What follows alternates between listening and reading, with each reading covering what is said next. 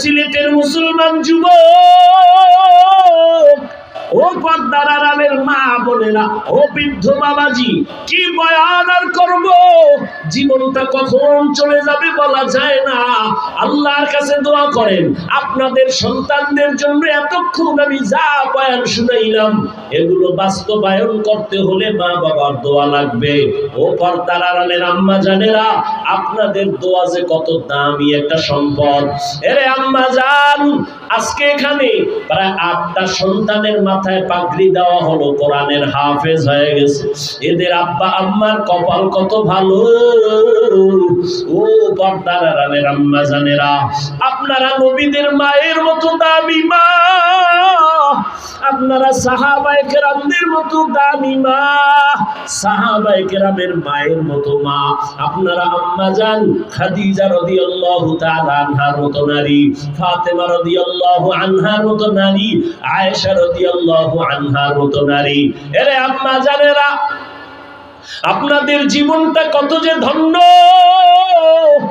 আপনারা তো ইসমাইল নবীর মা হাজেরা আলাইহিস সালামের মতো দামি নারী, ঈসা নবীর মা মারিয়াম আলাইহিস সালামের মতো দামি নারী।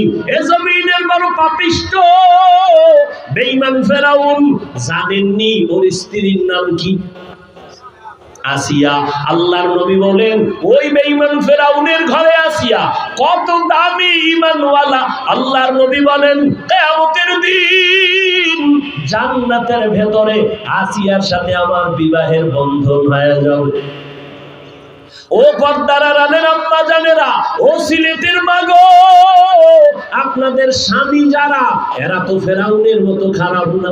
আপনি কি পারেন না 5 বেলার নামাজ পড়বেন, আপনার স্বামীটাকেও নামাজের দাওয়াত দিবেন। আপনি যদি নামাজ পড়িয়া আল্লাহর কাছে মুনাজাতে কান্না করতেন আর বলতেন ও দয়ার মালিক,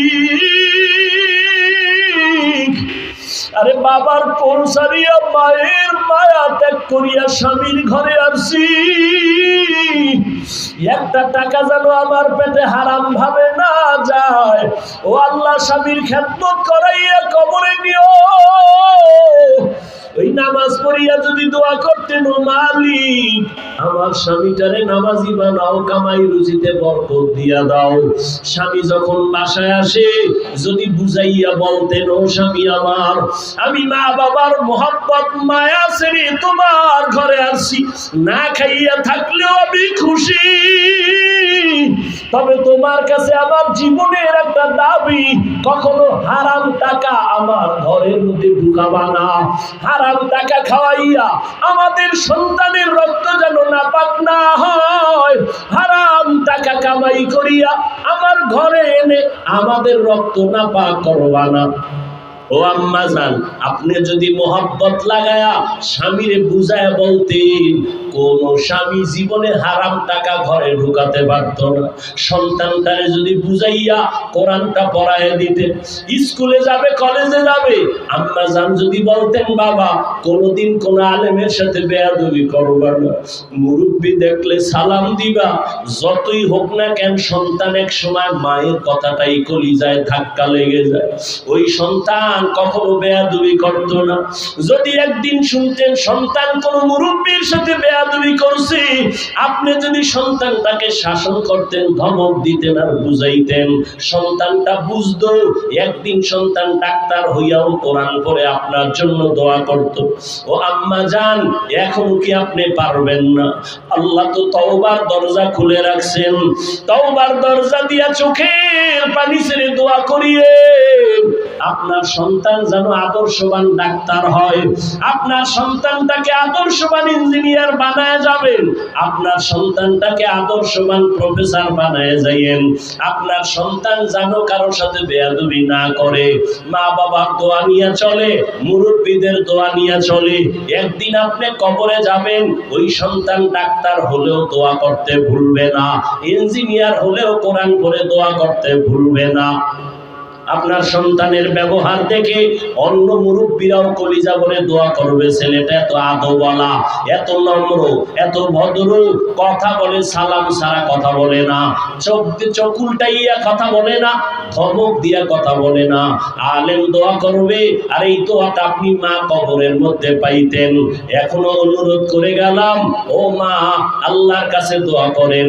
আপনার মতো কি এখনো কোনো মা এমন নাই যে স্বামীর মাল হেফাজত করে, মোবাইলে সময় নষ্ট করে না, নামাজ ছাড়ে না, বেপরদায় চলে না? এমন মা কি আপনাদের সিলেটে নাই? ও বেপরদাওয়ালা মা, আপনি কেন পর্দা করতে পারবেন না? আপনার মতো কত নারী হাফেজে কোরআনের মা হয়েছে, আপনি কেন পারেন না রে মা? আপনি কেন স্বামীর মাল হেফাজত করতে পারবেন না? আল্লাহর কাছে তওবা করেন। ও বৃদ্ধ বাবাজি, আপনার মতো কত বুড়ারা লাঠি হাতে নিয়ে মসজিদে গিয়ে নামাজ পড়ে, আপনি কেন পারেন না? ও আমার কলিজার যুবক, এখনো সময় আছে, তওবা করে নাও। মনে মনে আল্লাহকে বলো, হে মালিক, গুনাহ নিয়া প্যান্ডেলে ঢুকেছি, আমি কত বড় গুনাহগার। আমার মা জানে না, বাবা জানে না, ভাই বোনেরা জানে না। আমার মা বাবাই যদি জানতো আমি বড় পাপী, আমার মা বাবা লজ্জায় আমার দিকে তাকাইতেন না। আমার স্ত্রী যদি জানতো, স্বামী বলে আমাকে বরণ করত না। আমার গুনার খবর যদি আমার ভাইরা জানতো, ভাই আমাকে সালাম দিত না। ও আমার কলিজার যুবক, পাও দুইটা ধইরা বলি, এখনো সময় আছে, ফিরো। মনে মনে আমার আল্লাহকে একটু ডাকো, আল্লাহর কাছে বলো, হে মালিক, এই ময়দান থেকে তুমি খালি ফিরাইয়া দিও না। জীবনে হাতের দ্বারা কত গুনাহ করলাম, চোখের দ্বারা কত গুনাহ করেছি, ও আল্লাহ, জবানের দ্বারা গুনাহ করেছি। মনে চাইছে নামাজ পড়বো না, পড়ি নাই। মনে চাইতো মেয়েদের আড্ডায় যাব, চলে গেলাম। ও আল্লাহ, এত গুনাহ করার পরেও তুমি তো দেখছো, তুমি জানো আমি কত বড় গুনাহগার। আমি চোখ দুইটা বন্ধ করে আমলনামার দিকে তাকায় দেখি, আমার গুনার কারণে দুইটা হাত না পাক, আমার চোখ না পাক, আমার জিহ্বা না পাক, আমার অন্তর না পাক। ও আল্লাহ, তুমি কত বড় দয়াময়। আমার গুনার দিকে তাকাইয়া রাগ করিয়া তুমি আমাকে সম্মানের চেয়ার থেকে ফালাইয়া দাও নাই। ও আল্লাহ, তুমি আমার গুনার দিকে দেখা রাগ করিয়া খানা বন্ধ করো নাই, পানি বন্ধ করো নাই, বাতাস বন্ধ করো নাই। ও আমার কলিজার যুবক, আজকে আমিও তো তোমার মতো প্যান্ট শার্ট টাই লাগায়া দাড়ি কাইটা রাস্তায় যদি চলতাম, কেউ বাধা দিত না। এই টুপির কারণে, দাড়ির কারণে কত মানুষ বাজে কথা বলে, এরপরও কেন দাড়ি ফালাই না, টুপি ফালাই না? ও যুবক, কই দাড়ির কারণে, টুপির কারণে সম্মান তো কমে নাই রে বাবা। আজকে করোনায় কত মানুষের ব্যবসা গেল, চাকরি গেল। আবার এই জনতারা, ছাত্র জনতার আন্দোলনে কেউ হাসে, আবার কেউ কাঁদে। কিন্তু আমরা টুপিওয়ালারা যতই খারাপ বলো, সম্মান থেকে আল্লাহ ফালায়া দেয় নাই। সব বিধর্মীরা দেখলেও মাথা নত করে, মাথায় কাপড় টেনে দেয়। মানুষ দোয়া করে, ও বাবা, আল্লাহর মোহাব্বত নিয়ে চলার কারণে তো সম্মান যায় না, না খাইয়াও তো আমরা মরি না। ও আল্লাহর বান্দারা, আল্লাহর মোহাব্বত নিয়ে চলো। আজকে তোমার মতো যদি টুপি ফালায়া চলতে পারতাম, আমি পারতাম, কেউ আমারে জোর কইরা টুপি মাথায় দিতে পারতো না। কিন্তু এত কিছুর পরেও কেন টুপি ফালাই না, দাড়ি ফালাই না, নামাজ ছাড়ি না? একমাত্র কারণ আমার আল্লাহর কোরআন সত্য, নবীর কথা সত্য, গুনাহগারের জন্য জাহান্নামে কথাটাও সত্য, নেক আমলওয়ালাদের জন্য জান্নাত তাও সত্য। জাহান্নামটা কেমন ভয়ঙ্কর, ও আল্লাহর বান্দারা, দুনিয়াতে সূর্যের গরম সহ্য করতে পারি না। একটা মশায় কামড় দিলে রাতে আর ঘুম হয় না। একটা বেতের বাড়ি হাতে নিতে পারি না, বড় কষ্ট পাই।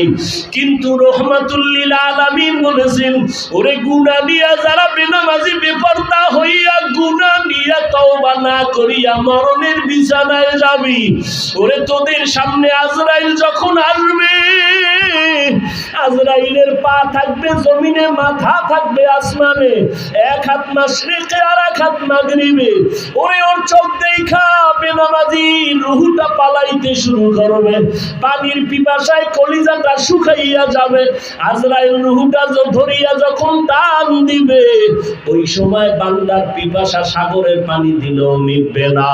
নবী বলেন, এত কষ্ট মরণের, এরপরে কবরের আযাব শুরু হয়ে যাবে। ওই কবরে জাহান্নামের আগুন গরম, কেমনে সহ্য করব? দুই পার্শ্বের মাটির চাপ কেমনে সহ্য করব? রহমতের নবী, যার কোনো গুনাহ নাই, তিনিও হাসরের মাঠের ভয়ঙ্করের কথা মনে করে কান্না করেন। আম্মা জান আয়েশা রাদিয়াল্লাহু আনহা বলেন, নবী কাঁদেন কেন? বলে, কিয়ামতের ময়দান যে কত কঠিন। নারী আর পুরুষেরা দাঁড়াবে উলঙ্গ, নবীরা পর্যন্ত সূর্যের গরমে সহ্য করতে পারবেন না। ওদিকে জাহান্নামের আওয়াজ, কান্না করা শুরু করবেন নবীরা। মুসা নবী কাঁদবেন, ঈসা নবী কাঁদবেন, ইব্রাহিম, আদম নবী, নূহ নবী কান্না করবেন। ওই সময় আমার উম্মতেরা যদি গুনাহ নিয়ে আমার মালিকের দরবারে দাঁড়ায়, জাহান্নাম ছাড়া উপায় থাকবে না রে বাবা। ওই চিন্তা করিয়া আবু বকর জান্নাতের টিকিট পাইয়াও কাঁদতেছেন, আল্লাহর আদালতে সূর্যের নিচে কেমনে দাঁড়াবো? আল্লাহর আদালতে জাহান্নামের আগুনের গরমে কেমনে দাঁড়াবো? ওমরে ফারুক জান্নাতের টিকিট পাইয়াও কান্না করতেছেন। আর আজকে তোমার আমার কপাল কেন এত খারাপ? চোখে কেন পানি নাই? গুনার কারণে দিলটা পাথর হয়ে গেছে, এই কারণে চোখে পানি আসে না রে বাবা। এখনো সময় আছে, মা বাবার দোয়া নিও, তওবা করে মনে মনে আল্লাহকে বলো, আল্লাহ যতদিন আর বেঁচে থাকবো, স্কুলে পড়ি, কলেজে পড়ি, চাকরি করি, ব্যবসা করি, আর নামাজ ছাড়বো না, আর দাড়ি কাটবো না, বেপরদায় চলবো না, মা বাবার সাথে বেয়াদবি করবো না। উলামায়ে কেরামের দোয়া নিয়া, শিক্ষক মুরব্বীদের দোয়া নিয়া, নবীর তরিকা মেনে চলবো, নামাজ পড়বো। তওবা করার মতো যদি কপাল থাকে, অন্তর তৈরি হয়। মুনাফিকি যদি অন্তরে না থাকে, যাদের তওবার নিয়ত আছে খাঁটিভাবে, দুটো হাত আমার আল্লাহকে দেখায়া দাও। আয় আল্লাহ, হাতগুলো কবুল করে নেন, তওবা কবুল করে নেন। আয় আল্লাহ, তওবার উপরে মরণ পর্যন্ত চলার মতো আমাদের তৌফিক দান করেন। আমিন। ইয়া আইয়ুহাল্লাযীনা আমানুত্তাকুল্লাহা আকুলু কাওলান সাদীদা। আল্লাহ বলেন, হে মুমিন, তোমরা তাকওয়া অর্জন করো তথা আল্লাহকে ভয় করো, এবং জবানের দ্বারা যা বলো সত্য, সঠিক, শালীন ভাষায় বলো। লাভ হবে কি? ইউসলিহ লাকুম আমালাকুম, বিনিময়ে তোমাদের ত্রুটিযুক্ত টুকটাক আমলকে ত্রুটি মুক্ত করে আল্লাহ কবুল করে ফেলবেন। ওয়া ইয়াগফির লাকুম যুনুবাকুম, দ্বিতীয় পুরস্কার, তোমার জীবনের সব গুনাহ আল্লাহ মাফ করে দিবেন। ওয়া মান ইউতিইল্লাহা ওয়া রাসূলাহু ফাকাদ ফাযা ফাওজান আযীমা, যে ব্যক্তি আল্লাহ এবং রাসূলের অনুকরণ করবেন, আল্লাহ বলেন তার বিজয়টা হবে চূড়ান্ত বিজয়। তার মানে সে বিনা হিসাবে জান্নাতি। সুবহানাল্লাহ আসে না? খুব দামি মানুষ আপনারা, সিলেটের মানুষ, সুবহানাল্লাহ বলবেন, সম্মান কমে যাবে না? খুব ভাবে বসে আছেন। এই প্যান্ডেল ভাবের প্যান্ডেল না, বরং ভাব দূর করার প্যান্ডেল। এটা তওবার প্যান্ডেল, চোখে পানি আনার প্যান্ডেল, গুনাহ ক্ষমা করাবেন সেই পেরেশানির প্যান্ডেল, ভাব দেখানোর প্যান্ডেল না। এ প্যান্ডেল কত দামি! বাহ্যিক দৃষ্টিতে মনে হয় প্যান্ডেলটা খুব থার্ড ক্লাসের প্যান্ডেল, মানুষগুলো বসার বিছানা তেমন কোয়ালিটিপূর্ণ নয়। দুনিয়ার কোন অনুষ্ঠানে এই বিছানা কেউ দেয় না, দিলে রাগ করে চলে যাবে, কেউ বসবে না।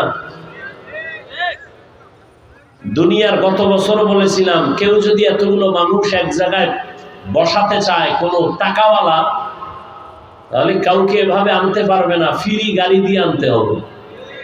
বসার জন্য ভিআইপি নন ভিআইপি ব্যবস্থাপনা লাগবে, ফাঁকে ফাঁকে নাস্তা, নিয়ন্ত্রণের জন্য লাগবে যথেষ্ট পরিমাণ প্রশাসন। অথচ আপনারা আসছেন টাকা খরচ করে, অনেকে দান করেছেন দ্বীনি মাদ্রাসার জন্য, নাস্তা তো নাইই, বসার বিছানারও কোনো কোয়ালিটি নেই, ক্লাস ভাগ নাই, কে বড় কে ছোট, কে আলেম কে মূর্খ, কে ধনী কে গরিব, সব একাকার। এতগুলো মানুষ নিয়ন্ত্রণের জন্য একজন প্রশাসনের প্রয়োজন নাই। এটা কিভাবে সম্ভব? কোনো আওয়াজ নাই, একটা টেলিফোন আসলেও এখন কেউ টেলিফোনটা রিসিভ করবে না। এটা কিভাবে সম্ভব? এটা ১৫০০ বছর আগের পৃথিবীর শ্রেষ্ঠ মানবতার মুক্তির দিশারি রহমতের নবী, তার আদর্শ পালন করার কারণেই আজ এটা সম্ভব। প্রমাণ করে দিল ১৫০০ বছর পরে ইসলামী জমিনে শান্তি দিতে পারে আর কেউ না। যারা বলে আমরা পারি, কোনো ব্যক্তি, কোনো নেতা, কোনো নেত্রী, কোনো তন্ত্র কিয়ামত পর্যন্ত জমিনকে শান্ত করতে পারবে না, জুলুম ছাড়া কেউ পারে নাই। একমাত্র চ্যালেঞ্জ দিয়ে জমিনকে শান্ত করে, মানুষকে সুষম বন্টন করে, বৈষম্য দূর করে, যার যার অধিকার ফিরায় দিয়া শান্তির জীবন দান করার ক্ষেত্রে ইসলাম ছাড়া ভিন্ন কোনো তন্ত্র আর মন্ত্র নাই। কিন্তু ঠিক যতটুকু বললেন, বেয়াদবি ক্ষমা চাই, আপনার অন্তরটা এত নিকৃষ্ট নষ্ট যে আপনিই বললেন ঠিক, দাবিও করেন মুসলমান, অথচ কোনো আলেম যদি বলে আমাকে ভোট দাও, আপনি ভোটের আগের রাত্রে টাকা খেয়ে কেবলাকে ঘুরায় ফেলেন। আমি হাসির কথা বলি নাই, কেউ হাসবেন না, হাসলে আমি উঠায় লজ্জা দিব। এটা হাসির প্যান্ডেল না, এটা কান্নার প্যান্ডেল। হাসে কারা? যাদের লজ্জা নাই, বেহায়া বেলাজা। ১৫০০ বছর আগে রাসূল বলে গেছেন, লা ঈমানা লিমান লা হায়া আলা, যাদের লজ্জা নাই ওদের ঈমান নাই। আজকে দেশ স্বাধীন নাক টেনে ঘুমাও সিলেটের মানুষ, আর ঢাকার শহরে আমার কিছু মা বোনেরা সাংবাদিক সম্মেলন করে বলে আমরা দেহ ব্যবসা করে টাকা নেই, আমাদের অধিকার নতুন করে ফেরত চাই, আমরা দেহ ব্যবসা করে স্বাধীনভাবে চলতে চাই। তুমি নাকে তেল লাগায় ঘুমাও, মুসলমানের সন্তান ঘুমাতে পারে না। মুসলমানের সন্তান নাকে তেল লাগায় ঘুমাবে সেদিন এই জমিনে উলামায়ে কেরাম দ্বীনের খেদমত করবে, কোনো বেনামাজির অনুমতি লাগবে না। যেদিন মুসলমান নাকে তেল লাগায় ঘুমাবে সেদিন এদেশের মাদ্রাসার মসজিদ কমিটির মধ্যে বেনামাজি সুদখোর থাকবে না। যেদিন তুমি নাকে তেল লাগায় ঘুমাও, স্বাধীন হয়েছে। কিসের স্বাধীন হয়েছে? স্বাধীন মুসলমানের স্বাধীন হবে, ইসলামের স্বাধীন।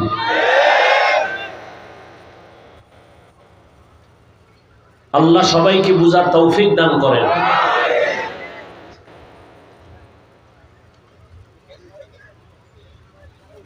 সিলেটের পবিত্র জমিনের মানুষ হেদায়েতের নিয়ত করেন, তো আল্লাহ পাক রব্বুল আলামিন বলেন, ও মুমিন, তোমরা তাকওয়া অর্জন করো, জবানকে কন্ট্রোল করো। যদি করো তো দুইটা পুরস্কার, এক জীবনের আমল কবুল, দুই জীবনের সব গুনাহ মাফ। আর যে আল্লাহ এবং রাসূলের অনুসরণ করবেন তার বিজয় চূড়ান্ত বিজয়। নবীজি বলেন, ও উম্মত, দুই জিনিস হেফাজতের জিম্মাদারি যদি নাও, আমি মুহাম্মদ তোমাদের জান্নাতে নেওয়ার জিম্মা নিব। বয়ান অনেক হয়েছে আলহামদুলিল্লাহ, আর আপনারাও কম জানেন না। না জানলে হুজুরদের ভুল ধরেন কেমনে? অনেক কিছু জানেন। বাহাদুরিও করেন যে আমরা হুজুরদের থেকে কি কম জানি, আকাম কইরা ধরা খাইলে কয় না জেনে করেছে। আল্লাহ হেদায়েত দান করুন। নবীজি বলেন, দুই জিনিস হেফাজতের জিম্মা যদি নাও, আমি জান্নাতে নেওয়ার তাকে জিম্মা নিব। কয় জিনিস? জবান খুলেন। এক হলো জবানের হেফাজত করো, দ্বিতীয় লজ্জাস্থানের হেফাজত করো। যদি করো, আমি রসুল ওয়াদাবদ্ধ, তোমাকে জান্নাতে নেওয়ার জিম্মা আমার। আয়াতেও জবান কন্ট্রোলের বয়ান, হাদিসেও জবান কন্ট্রোলের বয়ান।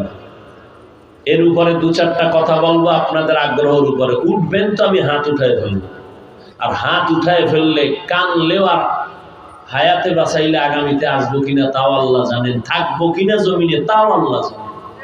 গত বছর এখানে ওয়াজ হয়েছিল না? এবছরও চলতেছে, কিন্তু খবর নেন গত বছরের বহু আল্লাহর বান্দা জমিনে নেই, কোথায় চলে গেছে?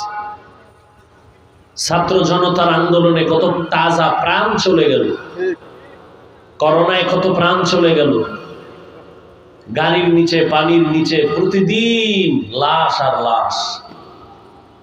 একটু চিন্তা করছেন কোনোদিন? কোনো চিন্তাই নেই। আরে নিশ্চিন্তে ঘোরাফেরা করবে পশু, কুত্তা শুয়ারের চিন্তা করার মেধা নাই। মানুষ তো প্রত্যেকটা কদমে চিন্তা করবে, আমি যাই কই, ছিলাম কই, পেছনে কি সামনে কি, আমি মরে যাব, আমি দুনিয়া থেকে গেলে আমি কি নিয়ে যাব আর কি রেখে যাব। মরে গেলে মানুষ আমারে নিয়ে কি স্মরণ করবে? ভালো কিছু আমি করেছি যে মানুষ স্মরণ করে দোয়া করবে? চিন্তাই নেই। অথচ চিন্তা করার মেধা শুধু আল্লাহ মানুষকে দিয়েছেন। এজন্য আল্লাহ মুমিনকে বলেন, কথা তো বলো, বলার শক্তি তো দিছি আমি, কিন্তু মনে চাইলেই বলবা, বিষয়টা এমন না। সিলেটের শহরে কুত্তার অভাব নাই, আছে? কুত্তা নাই, একটা কুত্তারও কোনো দাম নেই। হ্যাঁ, ওই কুকুরের দাম যেটা মালিকের শিকল গলায় লাগানো। খুব বুঝার চেষ্টা করো। খোলা আকাশে উড়ন্ত পাখি উঠতেছে লাখো কোটি, কোনো দাম নাই। মালিকের খাঁচায় যে পাখিটা আটকানো আছে, পাখিটার অনেক দাম। গরুর গলায় রশি লাগানো, ও ডানে বামে সুযোগ পেলেই ফসলে মুখ লাগায়, মালিক রশি ধরে টান দেয়, খেতে পারে না। আপনিও মানুষ, আমিও মানুষ, হিন্দু বৌদ্ধ ইহুদি খ্রিস্টান সব মানুষ, সব আল্লাহরই বান্দা, আর কারো বান্দা না। কেউ ঈসা নবীর বান্দা না, ওজায়ের নবীর বান্দা না, আদম নবীর বান্দা না, যিশু খ্রিস্টের বান্দা না, কেউ গৌতম বুদ্ধের বান্দা না, সব আল্লাহরই বান্দা। কিন্তু ওই মানুষ, ওই বান্দায় কোনো মূল্য হবে না।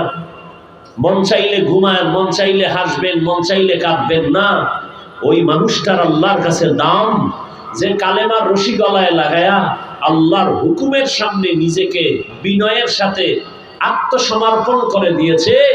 এই মানুষটার কত দাম! বলে 24টা ঘন্টার প্রতিটি সেকেন্ড আল্লাহর গুণগান করে ফেরেশতা নূরের। 1 সেকেন্ডের জন্য আল্লাহর প্রশংসা থেকে তারা দূরে থাকে না। গুনাহ তো করেই না, করবে দূরের কথা, গুনাহ চিনেই না। কিন্তু এই গুনাহ করে মানুষ, মন চাইলে নামাজ পড়বে, পড়বে না। গুনাহ করার এখতিয়ার মানুষকে আল্লাহ দিয়েছেন। যেই মানুষটা মন চাইলে মদের বোতল নিয়ে দৌড়াবে, যেই মানুষটা চাইলেই বেপরদায় আড্ডা দিতে পারে, যেই মানুষটা চাইলেই একটা অপরাধী নিরপরাধ মানুষকে হত্যা করে ফেলে, সেই মানুষটা যদি কালেমার রশি লাগায়া আল্লাহর হুকুমের সামনে নিজেকে আত্মসমর্পণ করে দেয়, আল্লাহর রসুল বলেন ওই মানুষটার মূল্য নূরের তৈরি ফেরেশতার থেকে বেশি। মানুষ তো হয়েছেন। আবু জাহালও তো একটা মানুষ, আবু লাহাব তো একটা মানুষ, ফেরাউন একটা মানুষ, নমরুদ একটা মানুষ। কই আল্লাহ তো রাগ কইরা ফেরাউনের খানা বন্ধ করেন নাই, নমরুদকে আল্লাহ না খাওয়ায়া মারেন নাই, বরং ফেরাউন ফকিন্নির বাচ্চা, ওখান থেকে ফেরাউনকে মিশরের রাষ্ট্রের মূল মসনদে বসায় দিলেন আমার আল্লাহ। সেই রাষ্ট্রের মসনদে বসে ফেরাউন নিজেকে খোদা দাবি করলো, শুধু খোদাই না, বলে আমি সব থেকে বড় খোদা। এত কিছুর পরেও আল্লাহ রাগ কইরা ফেরাউনের খানা বন্ধ করেন নাই। সেও মানুষ, কিন্তু ওই মানুষটার মূল্য কি যে চির জাহান্নামী। পৃথিবীর সমস্ত মুমিন বিধর্মী লক্ষ টাকা দিলেও ফেরাউন নাম রাখবে না, নমরুদ নাম রাখবে না সন্তানের জন্য। সেও মানুষ, কিন্তু তাকে কেউ পছন্দ করে না।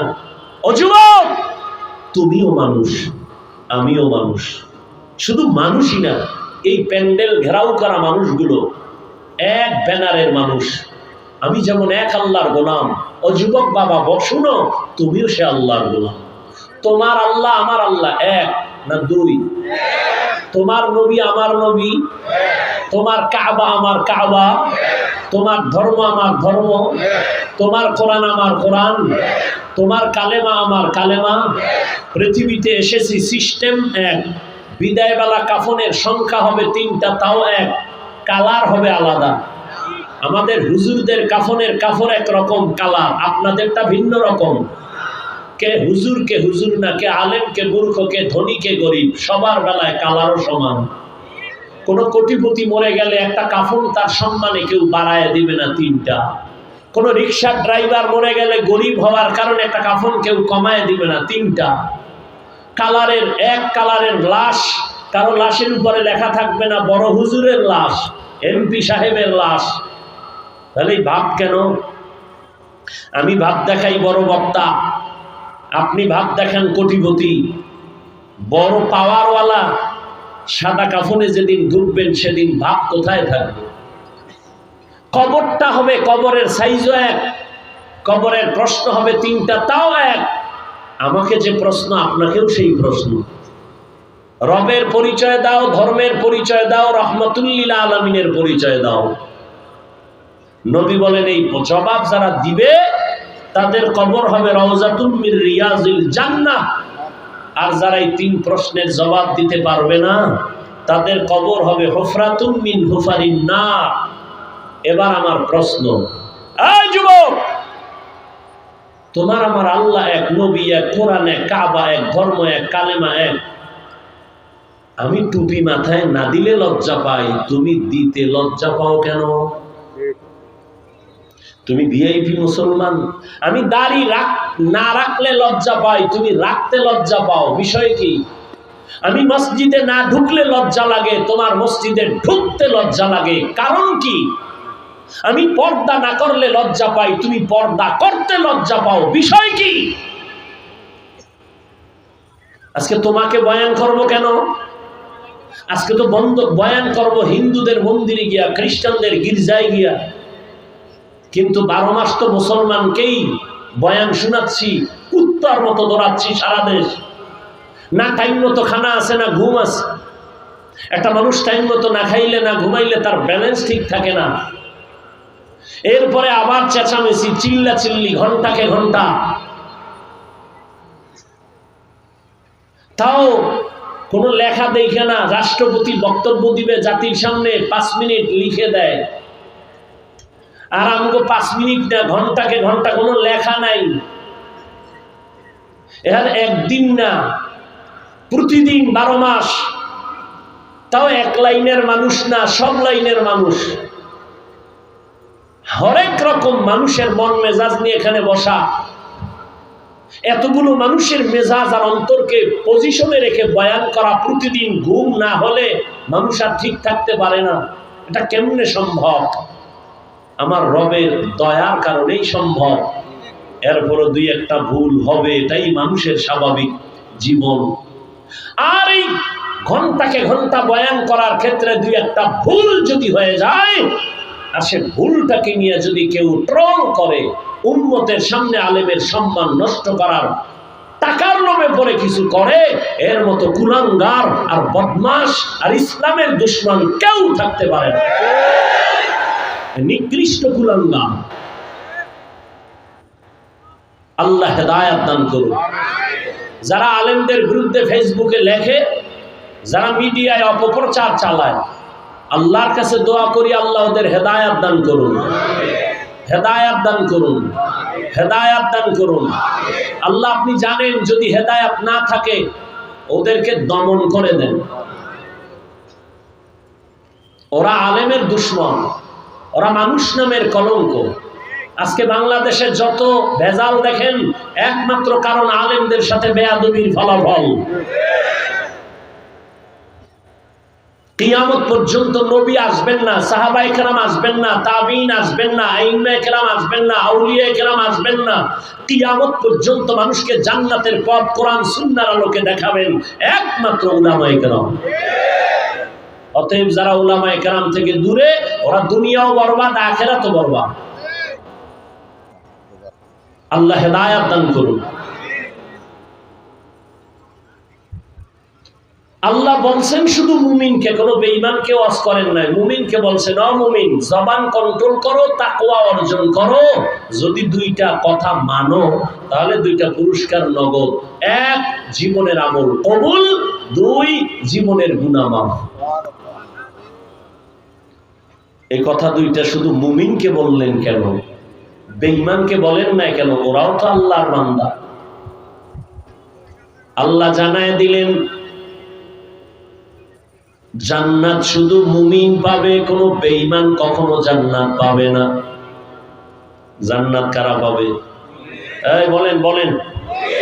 আমি বলছি না বয়ানের মানসিক অবস্থাটা এখন আপনাদের থেকে অতটুকুই হবে। জান্নাত কারা পাবে?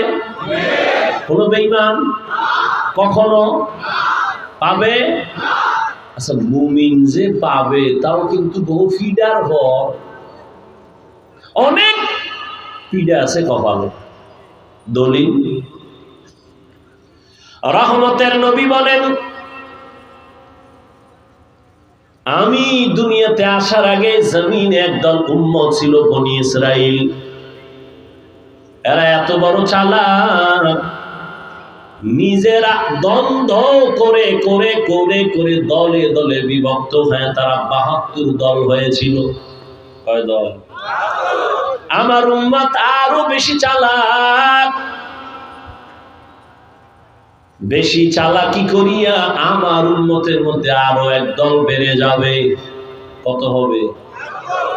قال النبي صلى الله عليه وآله وسلم تفرقت بنو إسرائيل على 72 ملة وتفترق أمتي على 73 ملة كلهم في النار إلا ملة واحدة। পয়গম্বর বলেন এই ৭৩ দল আমার উম্মতের মধ্যে হবে, সব জাহান্নামে যাবে, এক দল মাত্র শুধু জান্নাতে যাবে। আচ্ছা, দল হবে ৭৩, এক দল জান্নাতে গেলে থাকলো কয় দল? সাহাবায়ে কেরাম প্রশ্ন করেই ফেললেন, ক্বালু মান হিয়া ইয়া রাসূলুল্লাহ, ও নবী বলেন যেই দলটা জান্নাতে যাবে তাদের পরিচয় কি? ক্বালা, নবীজি বললেন, মা আনা আলাইহি ওয়া আসহাবি। সাহাবায়ে কেরাম ভালো করে শুনো, ৭২ দল জাহান্নামে যাবে, এক দল জান্নাতি। ও এক দলের পরিচয় নাও। আমি মুহাম্মদ রে মানলেই জান্নাতে যাবে, কথাটা বললেই তো হয়ে যাইতো। কিন্তু নবী এতটুকু বলেন নাই। নবী বলেন, আমি মুহাম্মদ যে আদর্শের উপরে আছি, আমার কলিজার সাহাবায়ে কেরাম যে আদর্শের উপরে আছে, এই দুইটা মাপকাঠি মেরুদণ্ড ঠিক রেখে যারা দ্বীনের উপরে চলবে তারা জান্নাতি। এখান থেকে কোনো মেসেজ নিতে পারবেন? কি পাইলাম মেসেজটা? নবী যদি বলতেন আমি মুহাম্মদ রে মানলেই জান্নাতি, নবী এতটুকু বললেও হতো, কিন্তু নবী তা বলেননি। নবী বলেন আমাকে আর আমার সাহাবায়ে কেরামকে জীবনের হেদায়েতের মাপ কাঠি বাইনা আদর্শ মেনে যারা চলবে তারা জান্নাতি। এখান থেকে কি পাইলাম? বর্তমান দুনিয়ায় যারা বলে নবী মুহাম্মদ মানি, সাহাবায়ে কেরামের বিরুদ্ধে কথা বলে লেখার মাধ্যমে, কথার মাধ্যমে, এরা মুসলমান মুমিন ঠিক, কিন্তু ৭২ দল জাহান্নামীদের অন্তর্ভুক্ত। আর একটা মেসেজ এই হাদিস থেকে শুনেন, জানেন আপনারা এই হাদিসটা যে ৭২ দল জাহান্নামী, একদল জান্নাতি, কিন্তু আমার মনে হয় এই কথাটা জানেন না। ওই যে ৭২ দল জাহান্নামে যাবে এরা মনে হয় বেঈমান না। নতুন করে ভালো করে শুনেন, ৭২ দল জাহান্নামী হিন্দু না, বৌদ্ধ না, ইহুদি না, বিধর্মী কেউ না, সব হবে মুমিন মুসলমানের ভেতর থেকে। তাহলে ৭২ দল জাহান্নামী মুমিন মুসলমানের মধ্য দিয়েই হবে। আর এই মুমিনদের মধ্য থেকে একদল মাত্র জান্নাতে যাবে। এবার বুঝেন জান্নাতটা পাইতে কত ভিড়া কপালে আছে। আল্লাহ বলেন মুমিনদের জন্য বয়ান, জবানটাকে কন্ট্রোল করি ওরে যুবক। জবানের কন্ট্রোল করার গ্যারান্টি দিলেন আমার নবী, যদি তুমি কন্ট্রোল করো আমি মুহাম্মদ তোমারে জান্নাতে না নিয়ে যাব না। হাতের কন্ট্রোল করার কথা বলেন নাই, পাকে কন্ট্রোল করো বলেন নাই, কানের কন্ট্রোল করো বলেন নাই, চোখের হেফাজত করো বলেন নাই, জবানের কথা বললেন কেন? এর একমাত্র কারণ মানুষের বডির মধ্যে সব থেকে বড় দামি একটা অস্ত্র হলো জবান, ভিন্ন দিকে একটা বড় নিয়ামত। এই জবান এমন একটা বড় অস্ত্র, বেলেটের মতো চারপাশে ধার, যেদিকে মারে সেদিকেই কেটে যায়। ডানে মারে তো ডানে কাটে, বামে মারে বামে কাটে। এই জবান এমন একটা অস্ত্র, প্রতিদিন সকালবেলা আল্লাহর কাছে এই জবানের থেকে পানা চায় আমার কান, আমার চোখ, আমার হাত। নবী বলেন সকালবেলা অন্তরও পানা চায় আল্লাহ। জবান কোন কথা বলে জানি পেঁচ লাগায় দেয়, পানা চাই। কান বলে পানা চাই, ও আল্লাহ জবান থেকে আমি পানা চাই। হাত বলে পানা চাই। জবান এমন একটা অস্ত্র, এই জবানের কারণেই প্রমাণ হইতেছে আমি একটা মানুষ। আর আমি শুধু মানুষ না, এই জবানের কথায় প্রমাণ আমি ভালো নাকি খারাপ। জবানের কথার দ্বারা প্রকাশ হচ্ছে আমি ভালো মানুষ না খারাপ মানুষ। একই জবান, একই জিহ্বা, এই জিহ্বার একই কথায় মুহূর্তের মধ্যে ইমানদার, মুহূর্তের মধ্যে বেঈমান। একজন বিধর্মী যদি জবানটা নাড়ায় বলে লা ইলাহা ইল্লাল্লাহ, মুহূর্তের মধ্যে তার কালেমার আন্তরিকতার কারণে সে ঈমানের খাতায় নাম, এখন সে মুমিন। আবার এই একই জিহ্বা নাড়ায় যদি বলে আমি নামাজ পছন্দ করি না, সাথে সাথে মুমিনের খাতা থেকে নামটা কেটে যাবে, বেঈমান হয়ে যাবে। নামাজ পড়ি না এটা এক কথা, নামাজ পছন্দ করি না এটা বেঈমান হওয়ার কথা। নামাজ একজনে পড়ে না সে বেঈমান না, আর একজনের নামাজ পছন্দই করে না সে বেঈমান। বুঝেননি? যে নামাজ পড়ে না তারে গালি দেওয়া যাবে না, আর যে নামাজ পছন্দ করে না তাকে ছাড় দেওয়া যাবে না। ব্যবধান আছে না নেই? একজনে ইসলামের রাজনীতি করে না, গালি দেওয়া যাবে না। আর একজনে যদি বলে আমি ইসলামের রাজনীতি পছন্দ করি না, তাকে ছাড় দেওয়া যাবে না। তোমার পেট নীতি দুর্নীতি সব চলে, আল্লাহর কোরআনের রাজনীতি চলে না। ইসলামের রাজনীতি নাই, কোরআনের রাজনীতি নাই। হ্যাঁ, তোমার ধান্দাবাজি দুর্নীতি নাই, কিন্তু পিওর পবিত্র রাজনীতি তো ইসলামেই আছে, আর কোথাও নেই। পৃথিবীর সফল রাজনীতির শিক্ষক আমার রাসূল। পৃথিবীর রাজনীতির জীবনের শ্রেষ্ঠ পার্লামেন্ট, সংসদ ভবন হলো রাসূলের হাতে গড়া মসজিদে নববী। বুঝে না? আমাকে বলেন তো, কোরআন শরীফের মধ্যে ইউসুফ নবী জুলাইখার ঘটনা আসেনি? যারা বাংলা পারেন পণ্ডিত, একা একা তর্জমা করে দেখেন রাষ্ট্রনীতি কি কেন ওখানে দেওয়া আছে। বিলকিস আর সুলাইমান নবীর ঘটনা আছে না নাই? টোটালটাই রাষ্ট্রনীতি, রাজনীতি। আপনি বুঝেন না, আপনার কপাল খারাপ। আর এই দোষ কাকে দিবেন? দোষটা আপনার, দোষ তো আমার। না হয় আমরা মুসলমান যদি এক হাতে হাত রাখতাম, উলামায়ে কেরামকে মাথার মুকুট মেনে চলতাম, হাতে গোনা নাস্তিক বেঈমান কথা বলার আগে আমাদের থেকে অনুমতি নিতে হতো। কিন্তু এদিকে এখন হুজুর চালান, আর তলে তলে গিয়া সুদের কারবারির সাথে হাত মিলায়া কুকুরের পায়খানা খান। কি হবে আপনার? আল্লাহ হেদায়েত দান করুন। জবানটাকে কন্ট্রোল করারে মুমিন। এই জবান এমন একটা বড় অস্ত্র। অপরিচিত একটা যুবতী মেয়েকে দুইজন মানুষের সামনে যদি বলে, ও মেয়ে, তোমাকে আমি কবুল করে বিবাহের বন্ধনে নিলাম, সাথে সাথে অপরিচিত জীবনের বহু আপন সঙ্গিনী হলো। আবার এই জিহ্বা নাড়ায়া ওই আপন সঙ্গিনীকে যদি বলে, তোরে তালাক দিয়ে দিলাম, জীবনে তোরে বাতিল হয়ে গেল। একই জবানের আওয়াজ। বিচারপতি চেয়ারের মধ্যে বসে ফাঁসির আসামিকে যদি বলে, তুমি মাফ, ফুলের মালা পরে বাসায় যাবে, আবার এই বিচারপতির জবানের এক কথা। নিরপরাধরে যদি বলে, পুলিশ ওকে ধর, নিরপরাধের গলার মধ্যে ফাঁসির রশি ঝুলে যায়। জবান বড় ভেজালওয়ালা একটা অস্ত্র। এটা দিয়ে ভালো হয়, খারাপও হয়। জবানের কথার দ্বারাই তো মানুষের পরিচয়, আমি ভালো না খারাপ। এই জবানের দ্বারাই তো আমার জীবনের বড় বড় বড় বড় মারাত্মক বোঝা চেপে আসে। জবানের দ্বারাই তো মিথ্যা বলি, জবানের দ্বারা গীবত বের হয়, জবানের দ্বারা গালি বের হয়। আল্লাহ কয় জবানটারে কন্ট্রোল কর। নবীও বলে জবানকে হেফাজত করো। জবান আবার অন্য দিক থেকে এটা বড় একটা নেয়ামত। দেখছেননি আমার মালিকের কেমন দয়া। মাইকে কথা বলি, বিদ্যুতের চার্জ যায়, বিল দেওয়া লাগে, ব্যাটারি দিয়া কথা বলে ব্যাটারির চার্জ চলে যায়।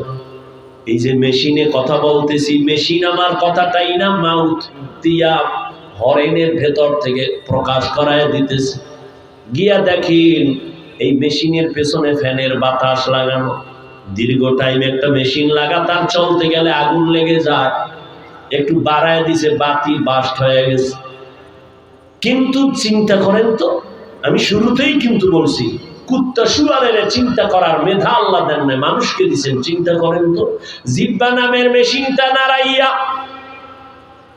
দুনিয়াতে আসা থেকে আজ পর্যন্ত কত হাজার লাখ কোটি কোটি কথা সাপ্লাই হলো এই জবানের দ্বারা। একদিনের জন্য জবানটা বন্ধ হয়ে যায় নাই। মাথা ব্যথা করে, গাল ব্যথা করে, ঠোঁট ব্যথা করে, কিন্তু জবানটা কখনো ব্যথা করে না। ও বান্দা, এই কথাগুলোকে বের করে, এই মেশিনটা কোথায়? এই যে কথাগুলো বের হইতেছে, মেশিন কই? এই মেশিনের তেল কে দেয়? পেট্রোল অকটেন কে দেয়? ও বান্দা, একটু চিন্তা যদি করো, খুঁজে খুঁজে বের করতে পারবা, তিনি আর কেউ না, তিনি আমার আপন মালিক, আমার আল্লাহ। तुको जाओ सुन्नते अहमद कुजा बा मोहम्मद कैबुअत निस्बत तोरा कार शैता मीकुनीना मत बोली करवली नस्तो नानत बरवली। খারাপ লাগতেছে আপনাদের? আর অল্প টাইম, উঠা বসা কইরেন না বাবা, বাসায় আগে যাইবেন। খোদায় না নিলে কিন্তু কইরা থাকবেন ফজর পর্যন্ত। আল্লাহ না নিলে যাওয়া যাবে? একজনে আগে যাইবে মনে কইরা সবার আগে বের হয়ে গেছে। এবার একটা অটো বা সিএনজি নিছে, মোনাজাত দিয়ে একদল বের হইছে, আল্লাহর মোহাব্বত নিয়ে বাড়ি যায়। এ যাইয়া দেখে আধা ঘন্টা আগে যে বের হইছিল সে রাস্তার মাঝে বয়ে রইছে, চাক্কা নাই। এমন জায়গায় আটকায় গেছে, কোনো হসপিটালও নাই এই চাক্কা ঠিক করা। দেখে বাসায় গেছি গা, এই বেচারা এই কুয়াশার ভিতরে কষ্ট পেয়ে পেয়ে অন্য লোকদের যারা শেষে গেল তাদের আরো 1 ঘন্টা পরে বাসায় গেছে। মাওলায় না নিলে সম্ভব না। এত এত তাড়াহুড়া কেন করেন? অকানাল ইনসানু আজুলা, মানুষ তাড়াহুড়া প্রিয়, খুব তড়িৎ, ধৈর্য নাই। আর বাসায় গিয়ে কি ঘুমাবেন? আমি তো বিশ্বাস করি বাঙালি জাতি রাতের বেলা ঘুমায় না, সকাল বেলা ঘুমায় সারা রাত। কষ্ট আর দুঃখ নিয়ে বলি বাবা, সারাটা রাত মোবাইল হাতে নিয়ে কবিরা গুনাহ করো, কবিরা গুনাহ করো, কবিরা গুনাহ করে কাটাচ্ছ। একটু লজ্জা তোমার নাই? আয়নার সামনে দাঁড়ায় দেখ, তোর চেহারার মধ্যে কোনো উজ্জ্বলতা নাই, কোনো নূর নাই, কোনো আলো নাই। আল্লাহ না করুন সিলেটের যুবক, মাত্র তোমার বয়স 25 থেকে 30। আল্লাহ না করুন বুঝাবার জন্য বলি, যদি আজ তুমি মরে যাও, একটু চিন্তা করে দেখো তুমি মরে গেলে তোমার আব্বা আম্মা কিভাবে তোমার স্মরণ করবে। আমি বলি তোমার অন্তরের সাথে মিলায় দেখো, ঠিক আছে নি? তোমার আব্বা আম্মা যদিও কান্না করবে, সন্তান নাই, কিন্তু মনে মনে খুশি, কারণ সন্তানের চরিত্র এত খারাপ, এই সন্তানের কারণে সমাজে আমি মুখ দেখাইতে পারি না। মইরা গেছে, একটা মুসিবত দূর হয়ে গেছে। অযুবক, জিদ আছে না শরীরে, রাগ নাই? একটু জিদ করো তো, যে আমি এত খারাপ, যে আমি মরে গেলে আব্বা আম্মা খুশি হবে, আমার চরিত্র এত খারাপ।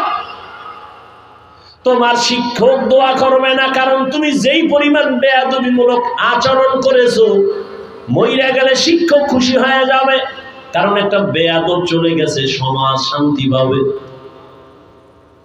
তাহলে এই 30-25 বছরে কামাই করলা, সবার বড় দোয়া, দোয়া নিতে পারলা না রে যুবক।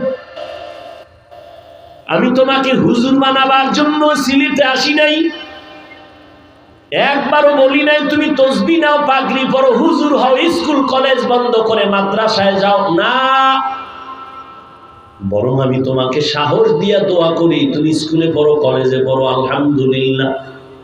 তুমি একজন ডাক্তার হও, ইঞ্জিনিয়ার হও, প্রফেসর হও, একজন ব্যবসায়ী হও, একজন চাকরিজীবী হও, তবে আমার একটা মাত্র দাবি, ও যুবক, তুমি বেয়াদব হইও না। তোমার ব্যবহারে কোনোদিন যেন মা বাবা কষ্ট না পায়, তোমার আচরণে কখনো যেন তোমার শিক্ষক মনে কষ্ট না পায়, তোমার ব্যবহারে যেন কখনো আলেম কষ্ট না পায়। তোমার জীবনে ডাক্তার হইয়াও যদি সফলতার চেয়ার চাও, দোয়া লাগবে, দোয়া, দোয়া, দোয়া। আমি এখানে স্টেজে বইসাই কিন্তু বলছি, এলেমের হেডম দিয়া বয়ান করা যায় না। বড় বড় বড় বড় বড় বড় আমার 14 পুরুষের পড়াইতে পারবে এমন আলেমে জমিন আছে, মাইক দিলে বলে আমি কথা বলতে পারি না। কিন্তু কিতাব দাও, লাগাতার ঘন্টাকে ঘন্টা পড়াচ্ছে, বুঝার জন্য তার কথা বুঝতেও এলেম লাগে, এত বড় আলেম। এই জন্য বলছি শুরুতেই, এলেমের বাহাদুরিতে বয়ান করা যায় না, আমলের বাহাদুরিতে বয়ান করা যায় না। আল্লাহ দয়া করলেই সম্ভব, বান্দা যত হাজার বাহাদুরি করবে কোনোদিন সম্ভব না। সফলতার জীবন যদি চাও, ডাক্তার হইয়াও যদি শান্তির জীবন চাও, দোয়া নাও। দোয়া ছাড়া সফলতার জীবন আসবে না। দোয়া ছাড়া যদি ডাক্তার হও, ডাক্তার হবি ঠিক, কিন্তু তাসলিমার মতো জুতার বাড়ি খাবি। দোয়া না নিয়া বেয়াদবি করে যদি তুই একজন প্রফেসর হও, হ্যাঁ সিলেটের যুবক, প্রফেসর হতে পারবি, সম্মান পাবি না, প্রফেসর আহমদ শরীফের মতো মানুষের বড়দোয়াই পাবি। আর দোয়া নিয়া যদি ডাক্তার হও, কবি নজরুলের ইতিহাস পড়ো, গর্ব করো, তুইও মইরা গেলে ডাক্তার হিসাবে সুনামের ইতিহাস লেখা হবে। তবে সেই সফলতার জন্য দোয়া ছাড়া সম্ভব না। আর তোমার আমার জীবনে সফলতার মূল চাবি হলো মা বাবার দোয়া। তোমার আমার জীবনের সফলতার দ্বিতীয় চাবি হলো শিক্ষকের দোয়া। কারণ আমি হাফিজুর রহমান রে আব্বা আম্মা কলিজা দিয়ে কান্না করে দোয়া করছেন ঠিক, কিন্তু আপনাদের সামনে বয়ান করা আমার আব্বা আম্মা শিখান নাই। আমার উস্তাদ আমারে হাতে ধরে ধরে কথা বলা শিখাইছি। ও যুবক, জীবনের সফলতার জন্য দোয়ার তৃতীয় সিঁড়ি তোমার উলামায়ে কেরাম আর তোমার মুরব্বি। তাদের দোয়া যেমন একটা কঠিন পুঁজি, ঠিক তেমনি ভাবে তাদের বরদোয়াও একটা আগুন। মা বাবার বরদোয়া সন্তানের জন্য একটা আগুন, শিক্ষকের বরদোয়া ছাত্রের জন্য একটা আগুন, উম্মতের জন্য উলামায়ে কেরামের বরদোয়া একটা আগুন। এজন্য মৌলভী বাজারে মাগরিবের পরে বলে আসছি, ঢাকাতেও বলতেছি, সারা দেশে যুবকদের পায়ে ধরে বলি, আমার কলিজা থেকে বলি, কলিজা ভেঙ্গে মোহব্বত দিয়ে বলি, যুবক বাবা, মা বাবার দোয়া নাও, ওস্তাদের দোয়া নাও, শিক্ষকের দোয়া নাও, উলামায়ে কেরামের দোয়া নাও। যদি নাও পারো, মা বাবার দোয়া যদি নিতে নাও পারো, তোমার পায়ে দুইটা হাত দিয়া বলি, মা বাবার বরদোয়া নিও না। শিক্ষকের দোয়া যদি নিতে নাও পারো, পাও দুটো যদি আগায় দাও, বলো হাফিজ ভাই নিচে নেই না, পাও দরবল, আমি নিচে নেমে আসবো। আমি পায়ে হাত রেখে বলবো, শিক্ষকের দোয়া যদি নিতে পারো আলহামদুলিল্লাহ, যদি নাও পারো পায়ে ধরে বলি, বরদোয়া নিস না রে বাবা, খবরদার উলামায়ে কেরামের দোয়া নাও। যদি না পারো পায়ে হাত রেখে বলি, উলামাদের বরদোয়া নিস না। বলবি হাফিজ ভাই কি হবে? আল্লাহর কসম একবার, আল্লাহর কসম দুইবার, আল্লাহর কসম তিনবার। মা বাবার বরদোয়া যদি এসেই পড়ে, শিক্ষকের বরদোয়া যদি কপালে লেগে যায়, মরার আগে পঙ্গু হইয়া বিছানায় কাঁদবি। লেখা রাখিস, মাস্তানি জীবনে যা করছো বেশি দিন বাকি নেই তো, হঠাৎ করে দেখবি চাক্কার তলে পাও চলে গেছে, টেরই পাবি। হঠাৎ করে দেখবি অসুস্থ বিছানায় পড়ে গেছো, প্রচন্ড জ্বর, শরীরের এক সাইড ধ্বংস হয়ে যাবে, বিছানায় শুয়ে কাঁদবি, চোখের পানি মোছার মানুষ পাবি না। এই জন্য পায়ে হাত দিয়ে বলে গেলাম, দোয়া নিতে না পারলো অন্তত ওয়াদা কর, প্রতিজ্ঞাবদ্ধ কর, কসম কর, মরে গেলে যাব, মা বাবার দোয়া নিতে না পারলো মরে যাব, বরদোয়া নিব না। কসম খা, ওয়াদা কর, শিক্ষকের দোয়া পারলে নিব, না পারলে ওয়াদা, বরদোয়া নিব না। আলেম ওলামার দোয়া নিব, না পারলে প্রতিজ্ঞাবদ্ধ হলাম, ওলামায়ে কেরামের কখনো বরদোয়া নিব না, বেয়াদবি করব না। তোমার মতোই তো যুবক, জীবনে মাদ্রাসায় পড়ে নাই, স্কুলে ছেলে, কলেজে পড়ে, চাকরি করে, ব্যবসা করে, রাস্তায় গাড়ি চালায় ড্রাইভার। তোমার মতো যুবক জীবনে মাদ্রাসায় পড়ে নাই, কিন্তু আজান হয়েছে সবার আগে মসজিদে হাজির নাই। তোমার কপাল এত খারাপ কেন? কার অভিশাপ লাগছে তোমার কপালে? তুমি কেন পারো না? একটু নিজের প্রশ্ন করো তো, যে আমার কপাল এত খারাপ কেন? আমার মতো যুবক রাস্তায় গাড়ি চালায়, নামাজ পড়ে, আমি কেন পারি না? আমার মতো যুবক স্কুল কলেজে পড়ে, নামাজ পড়ে, কথার আগে সালাম দেয়, কত নম্র, কত ভদ্র, কত শালীন, আমি কেন পারি না? আমার উপরে হয়তো গুনাহের কারণে আল্লাহ বেজার, আমার উপরে কারো বরদোয়া লাগছে। না হয় এত হাজার মানুষ মোনাজাতে কত মানুষ কাঁদে, তোমার চোখে পানি আসে না কেন? বেতের বাড়ি দিয়ে কি আর পানি আনা যায়নি? সম্ভব। একটু নিজের জিগাও তো, প্রশ্ন করো যে আমার পাশে যুবকটা কান্না করতেছে, আসলে কি? আমিও তো যুবক, আমার চোখে কান্না আসে না কেন? গুনাহের কারণে আল্লাহ বেজার। সারা রাত গুনাহ করো, মা বাবা না জানলেও আল্লাহ তো জানেন। তোর চেহারার নূর আল্লাহ নিয়ে গেছেন, এজন্য চেহারা দিয়ে তাকাইলে মায়া লাগে না, ঘৃণা লাগে। চেহারা তো খারাপ কেন? 40 বছর পর্যন্ত চেহারা থাকবে উজ্জ্বল, কোনো মেডিসিন লাগবে না, ক্রিম লাগবে না, কিন্তু 30 বছরে চেহারা নষ্ট কেন? সারা রাত গুনাহ করেছো মোবাইলের মাধ্যমে, এ কারণে চেহারা নষ্ট হয়ে গেছে। আল্লাহ চেহারার নূরকে বিলুপ্ত করে দিয়েছে।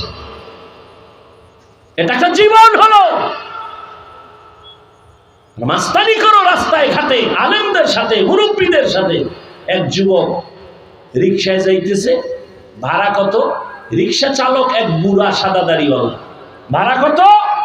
তো ভাড়া 10 টাকা, 5 টাকা বেশি চাইছে ওর হিসাবে। যুবক বলে 5 টাকা দিব না। মুরব্বী কয় বাবা দেও, তুমি না দিলে আমি খামু কি? যুবক চট করে হাতটা উঠায় বুড়ার গায়ে একটা থাপ্পড় মেরে দিচ্ছে। ঢাকার ঘটনা, ঢাকার। একটা থাপ্পড় মেরেছে বুড়া সাদা দাড়িওয়ালা বুড়ার গালে। 5 কদম যাওয়া মাত্রই হঠাৎ করে পড়ে গিয়া পাওটা ভেঙে গেছে। বেয়াদবি সব জায়গায় চলে না। বহু চালাক আর মাস্তান রাস্তায় পাগলের মতো ল্যাংটা হয়ে ঘুরে। একটা কথা বানায় বলি না, হিসাব করে চলিস। হাফিজুর রহমান ইলমের জোরে চলে না। কেউ যদি বলে হাফিজ ভাই তোমাকে আল্লাহ এত সম্মান কেন দিছেন, সব থেকে আমার বড় পুঁজি আমার সাহস। মা বাবার দোয়া, ওস্তাদের দোয়া তো আছেই, সব থেকে একটা বড় পুঁজি কারোর সাথে বেয়াদবি করিনি।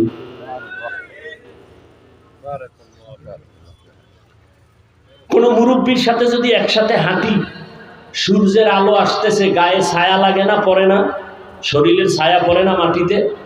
তো আমি মুরব্বীর সাথে হাঁটি, ছায়া পড়তেছে, আমি নজর দিয়ে এতটুকু খেয়াল করি ছায়ার মধ্যে গিয়ে যেন মুরব্বীর আমার পাও না লাগে।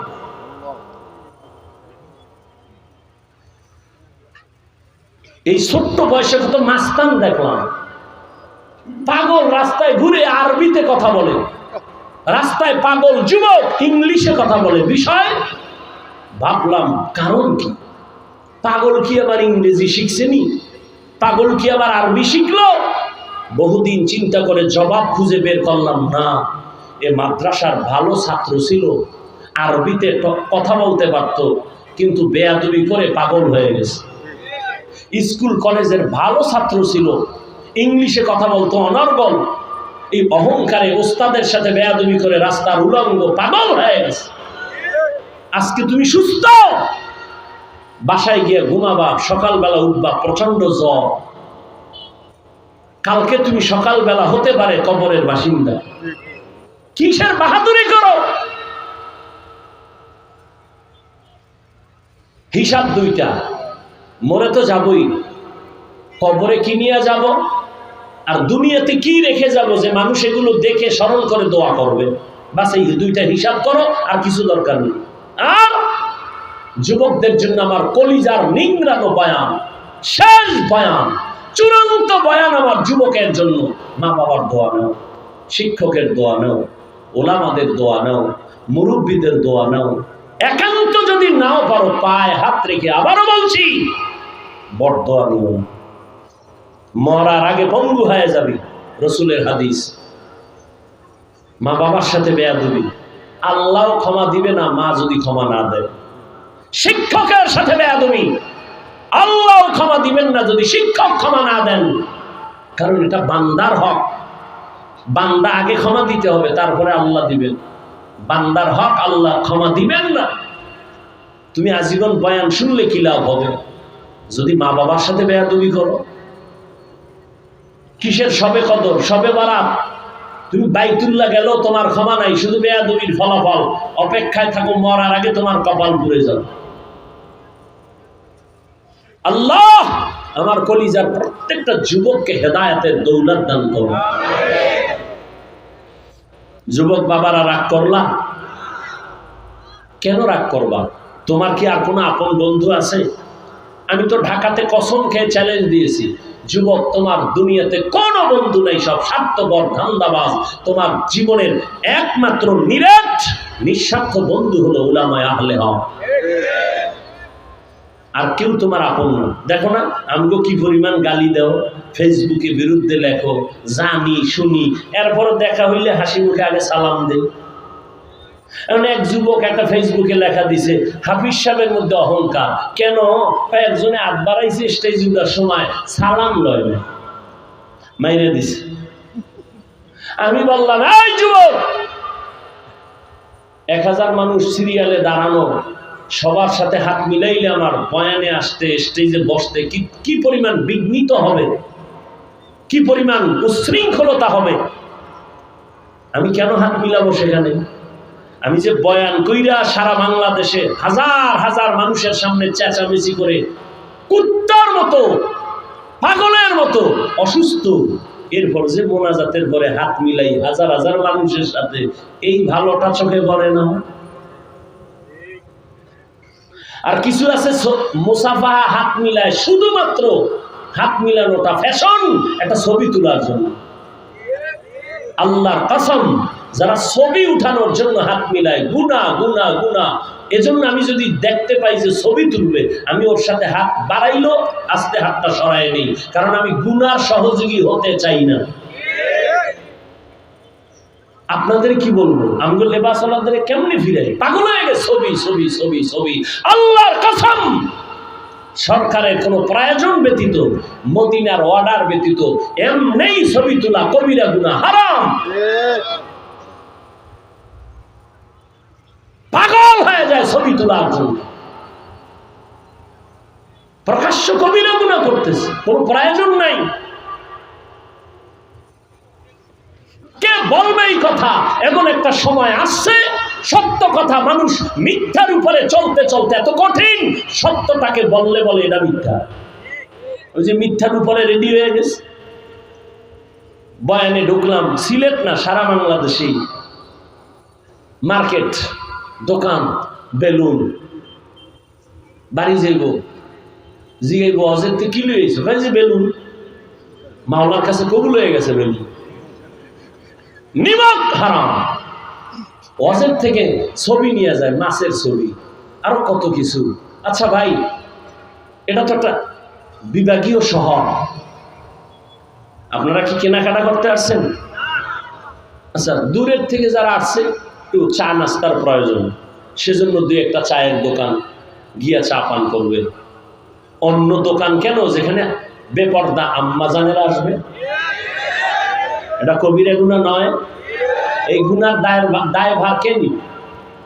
এখানে বেহেশতের বাগান, ওখানে জাহান্নামের বাগান। এখানে বসলেই গুনাহ মাফ, ওখানে তাজা তাজা কবিরা গুনাহ, কবিরা গুনাহ, কবিরা গুনাহ। হাসতে হাসতে গুনাহ করে, কোনো টেনশনও নাই। যুবকেরাও ঘুরতেছে, যুবতীরাও ঘুরতেছে, মনে হয় বছরের আজকের দিনটা ছিল তার সেই ওয়াদা করা দিন, সাক্ষাতের দিন। আল্লাহ হেদায়েত দান করুন। জবানকে কন্ট্রোল করি, কেমনে করবো? তাকওয়ার মেডিসিন লাগাও। তাকওয়া পাবো কই? তাকওয়া পাওয়ার একমাত্র ঠিকানা, লিকুল্লি শাইইন মা'দিনুন ওয়া মা'দিনুত তাকওয়া কুলুবুল আরিফিন। আল্লাহর জমিনে আল্লাহর কিছু বিশেষ গোলাম, এদের অন্তরের মধ্যে আল্লাহর তাকওয়া আছে, তাদের সাথে লাইন লাগাও, যোগাযোগ করো, নেক দোয়া দাও, অন্তরে তাকওয়া আসবে, আল্লাহর ভয়। আল্লাহর ভয় যখন অন্তরে আসবে, তখন মানুষ নিজেরে কন্ট্রোল করা সম্ভব। এই যে একটু আগে বলছিলাম, আমি টুপি খুলতে চাই না, আপনি টুপি দিতেই চান না। আমি দাড়ি কাটতে চাই না, আপনি রাখতে চান না। কেন? একমাত্র আল্লাহর ভয়ের অভাব। অথচ আমি যদি আপনাদের জিজ্ঞাসা করি কারা কারা আল্লাহরে ভয় করেন, সবাই বলবে আমরা হুজুরগো থেকে বেশি করি। অথচ আমি নামাজ পড়িয়া বলি আল্লাহর ভয়, আর আপনি নামাজ বাদ দিয়া বলেন আল্লাহরে ভয় করি। আমি নামাজ পড়ে বলি আল্লাহরে ভয় করি। আমি হালাল খাইয়া বলি আল্লাহকে ভয় করি, আপনি হারাম খাইয়া বলেন আল্লাহকে ভয় করি। দুই দলের ভয় তো সমান হতে পারে না। তাহলে আসলে ভয়টা কি? ভয়ের মর্ম হাকিকত এখনো বুঝি নাই। একটা সন্তান মা বাবারে ভয় করে, এ কারণে মা বাবার সামনে অন্যায় করে না। ছাত্র শিক্ষকের ভয় করে, এ কারণে শিক্ষকের সামনে ছাত্র অন্যায় করে না। ঠিক যারা আল্লাহকে ভয় করবে, ওই বান্দা গলায় ছুরি লাগাবে, দাড়ির মধ্যে ছুরি লাগাবে না। हर के दारत खौफे हक़दर दिल मदरम जन्नतुल मअवा देहद उरा मका।